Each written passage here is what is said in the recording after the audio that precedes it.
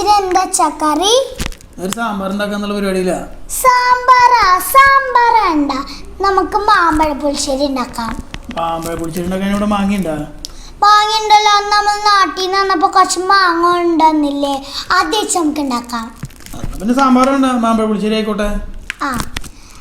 Hello, ഞാൻ കിച്ചു. ഞാൻ രാജേഷ്. എല്ലാവർക്കും ഞങ്ങളുടെ പുതിയൊരു വീഡിയോയിലേക്ക് സ്വാഗതം.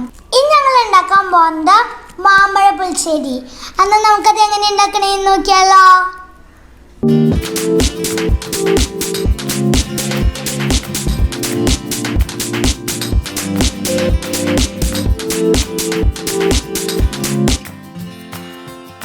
ഇപ്പോൾ നമ്മളിന്ന് മാമ്പഴ പുളിശ്ശേരി ഉണ്ടാക്കാൻ പോവുകയാണ്.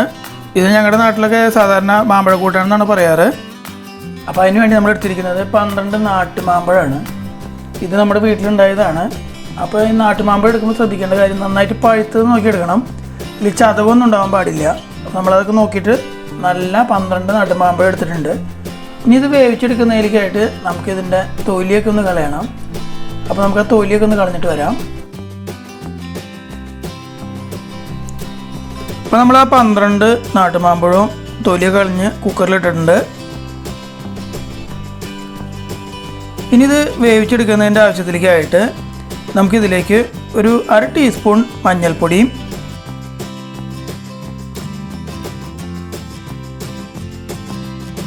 1 ടീസ്പൂൺ മുളക് പൊടിയും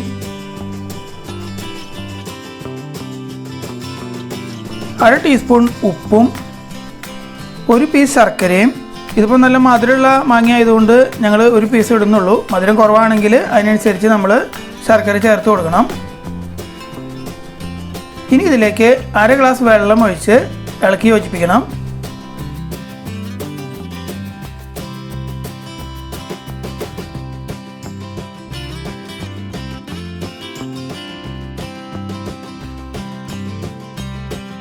അതിനുശേഷം അടുപ്പത്ത് വെച്ച് നമുക്ക് ഒരു പ്രഷർ അടിക്കുന്നവരെ ഇതിനെ വേവിച്ചെടുക്കേണ്ടതുണ്ട്.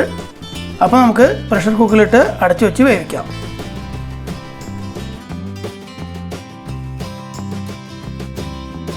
ഇപ്പോൾ പ്രഷർ കുക്കറിൽ ഒരു പ്രഷർ അടിച്ചിട്ടുണ്ട്. പ്രഷറൊക്കെ പോയിട്ടുണ്ടെങ്കിൽ തുറന്ന് നോക്കുമ്പോൾ ഇതാകുമ്പോൾ നന്നായിട്ട് വെന്തിട്ടുണ്ട്.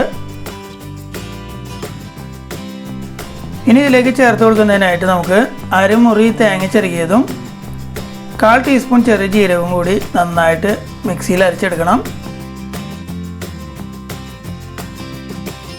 ഇപ്പോൾ നമ്മളത് അരച്ചെടുത്ത് കഴിഞ്ഞിട്ടുണ്ട്. ഒരു പാത്രം അടുപ്പത്ത് വെച്ച് അതിലേക്ക് നമ്മൾ നേരത്തെ വേവിച്ച് വെച്ച മാമ്പഴം മാറ്റിയിട്ടുണ്ട്.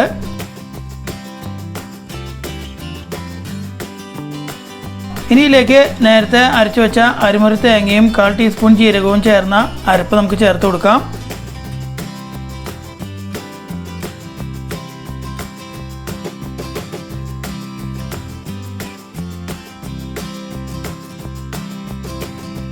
ഇത് ഇനി നന്നായിട്ട് ഇളക്കി യോജിപ്പിക്കണം.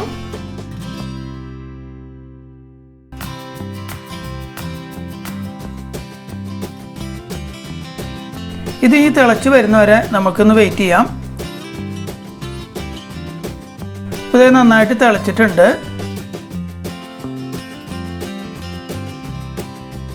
ഇപ്പം ഇങ്ങനെ തിളച്ച് വരുമ്പോൾ അതിലേക്ക് നമ്മളൊരു 1.5 കപ്പ് മോര് അല്ലെങ്കിൽ തൈര് ചേർത്ത് കൊടുക്കാം.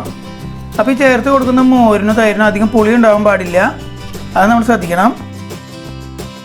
ഈ മോര് ചേർത്ത് കൊടുത്തതിന് ശേഷം ഇതൊന്ന് ഇളക്കി യോജിപ്പിക്കണം. അപ്പോൾ കുറച്ച് കഴിയുമ്പോൾ ഇതിങ്ങനെ ഒരു പതഞ്ഞ് വരും. അതുവരെയാണ് നമ്മളിത് വേവിക്കേണ്ടത്. അപ്പോൾ നമുക്ക് അതുവരെ ഒന്ന് വെയിറ്റ് ചെയ്യാം.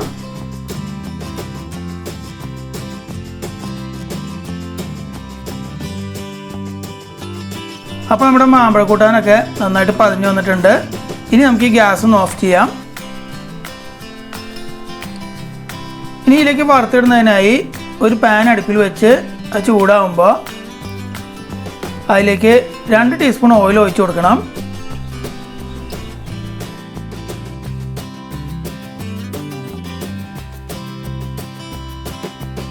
ഇനി 1 ടീസ്പൂൺ കടുകും 1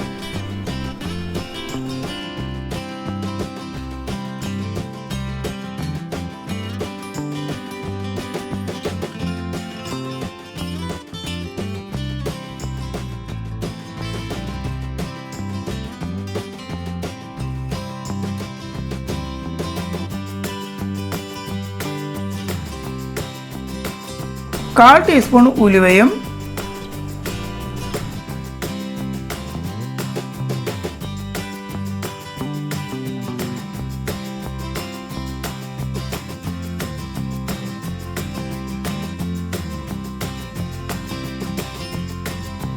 ഒരു പിടി വറ്റൽമുളക് ചെറുതായി കീറിയതും ഇട്ട് കൊടുത്ത് ഗ്യാസ് ഓഫാക്കിയതിന് ശേഷം നമുക്കൊന്ന് വറുത്തെടുക്കാം.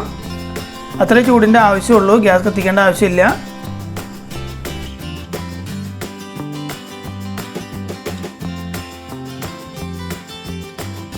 അപ്പോൾ നമ്മൾ വറുത്തെടുത്ത് കഴിഞ്ഞിട്ടുണ്ട്.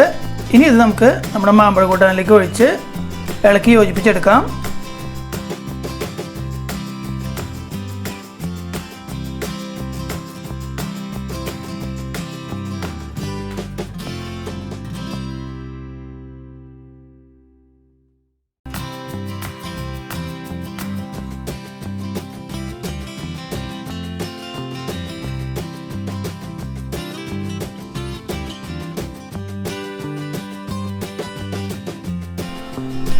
ഇപ്പോൾ നന്നായിട്ട് അത് മിക്സ് ചെയ്തെടുത്തിട്ടുണ്ട്.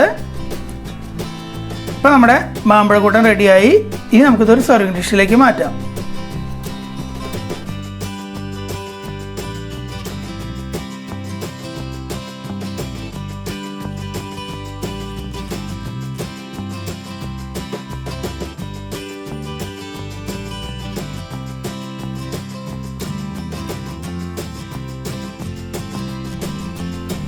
എല്ലാവർക്കും ഇന്നത്തെ വീഡിയോ ഇഷ്ടപ്പെടുമെന്ന് വിചാരിക്കുന്നു. വീഡിയോ ഇഷ്ടപ്പെട്ടാൽ ലൈക്ക് ചെയ്യണം, ഷെയർ ചെയ്യണം. ആരെങ്കിലും സബ്സ്ക്രൈബ് ചെയ്യാൻ മറന്നു പോയിട്ടുണ്ടെങ്കിൽ തൊട്ട് താഴെ കാണുന്ന സബ്സ്ക്രൈബ് ബട്ടൺ പ്രസ് ചെയ്യണം. അതിന് തൊട്ടടുത്തുള്ള ബെല്ലൈക്കൺ കൂടി എനേബിൾ ചെയ്ത് വയ്ക്കുകയാണെന്നുണ്ടെങ്കിൽ ഞങ്ങൾ അപ്ലോഡ് ചെയ്യുന്ന വീഡിയോസിൻ്റെ ഒക്കെ നോട്ടിഫിക്കേഷൻ നിങ്ങൾക്ക് അതാ സമയം തന്നെ വരുന്നതായിരിക്കും. അപ്പോൾ നമുക്ക് മറ്റൊരു അടിപൊളി വീഡിയോ ആയിട്ട് എത്രയും പെട്ടെന്ന് വീണ്ടും കാണാം. ഓക്കെ.